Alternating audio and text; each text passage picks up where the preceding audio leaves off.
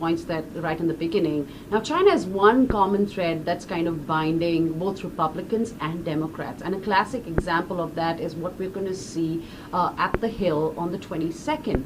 What's your take on that? Well, you have to understand from an India perspective, it shares a 3,000 kilometer long border with China, which China doesn't agree with the border itself.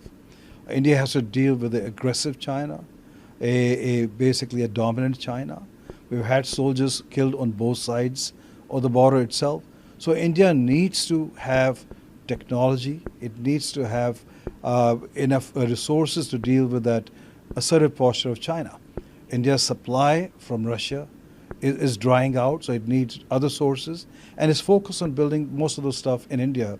So what we are seeing is Biden administration agreeing to transfer some complex technology to India so it can manufacture, and India becomes a self-reliant defense area. So yes, there is a alignment on the positioning posture of China and how to deal with China.